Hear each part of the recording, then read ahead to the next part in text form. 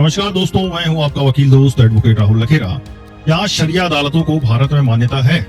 ये वो सवाल है जो अक्सर लोगों के दिमाग में घूमता रहता है और इसे लेकर कई बार गलतफहमियां भी फैल जाती हैं।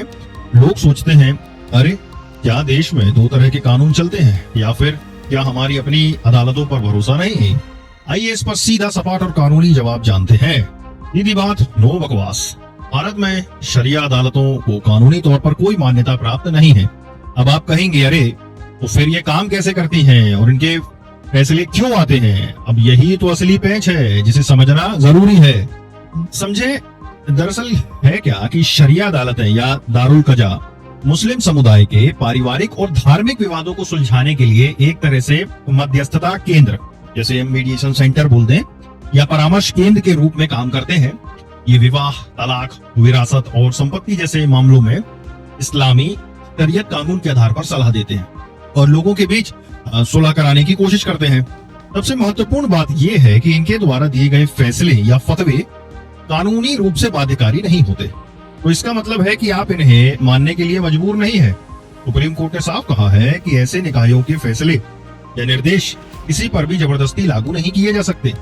इनके फैसले तभी माने जाते हैं जब दोनों पक्ष उन्हें अपनी मर्जी से स्वीकार करें। अगर कोई पक्ष इन फैसलों को नहीं मानता तो वह आसानी से भारतीय न्यायिक प्रणाली जैसे फैमिली कोर्ट या सिविल कोर्ट में जा सकता है। अच्छा, याद रखिए, हत्या, दुष्कर्म, अपहरण, चोरी जैसे आपराधिक मामले या अन्य गंभीर सिविल सूट सिर्फ और सिर्फ भारत की न्यायपालिका ही सुलझा सकती है। शरिया अदालतें ऐसे मामलों की सुनवाई नहीं कर सकती। भारतीय दंड संहिता आईपीसी, जो कि अब भारतीय न्याय संहिता हो गई है, हर भारतीय पर समान रूप से लागू होती है। अब अक्सर ये सवाल उठता है कि जब उन्हें कानूनी मान्यता प्राप्त नहीं है तो इनकी जरूरत ही क्या है? विवाद की जड़ में यही बात है कि कुछ लोग इसे एक समानांतर न्यायिक प्रणाली के तौर पर देखते हैं, जबकि इसका वास्तविक उद्देश्य विवादों को एमिकेबली सुलझाना, मतलब सौहार्दपूर्ण ढंग से, और मुख्य अदालतों पर बोझ कम करना बताया जाता है। लेकिन इसका कानूनी दर्जा स्पष्ट न होने के कारण कई बार गलतफहमी पैदा होती है। अब उदाहरण के लिए मान लीजिए एक पति पत्नी के बीच तलाक का विवाद है। वे शरिया अदालत जाते हैं।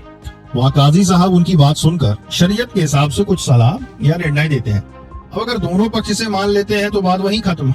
लेकिन अगर पत्नी या पति में से कोई एक भी इस फैसले से सहमत नहीं है तो वो बेझिझक फैमिली कोर्ट जा सकता है और भारतीय कानून के तहत अपना मामला लड़ सकता है। फैमिली कोर्ट शरिया अदालत के फैसले को मानने के लिए बाध्यकारी नहीं है। तो मेरे दोस्तों, एक बात सीधी है, भारत का संविधान और उसकी न्यायिक प्रणाली सबसे ऊपर है, सर्वोपरि है। शरिया अदालतें मुस्लिम पर्सनल लॉ के तहत धार्मिक और पारिवारिक मामलों में सलाह और मध्यस्थता का काम करती हैं, लेकिन इनके पास कोई कानूनी शक्ति नहीं है कि वे किसी पर अपने फैसले थोप सकें। इनके फैसले तभी लागू होते हैं जब पक्षकार उन्हें स्वेच्छा से स्वीकार करे और वे भारतीय कानून के खिलाफ ना हो। अगर आपको या आपके किसी जानने वाले को ऐसे किसी मामले में कोई दिक्कत आती है तो बिना किसी हिचक के भारत की आधिकारिक अदालतों का दरवाजा खटखटाएं। कानून सबके लिए एक है और न्याय सबको मिलता है। आज के लिए बस इतना ही। फिर मिलेंगे किसी नए कानूनी मुद्दे पर बात करने के लिए। तब तक अपने अधिकारों को जानें और जागरूक रहें। नमस्कार।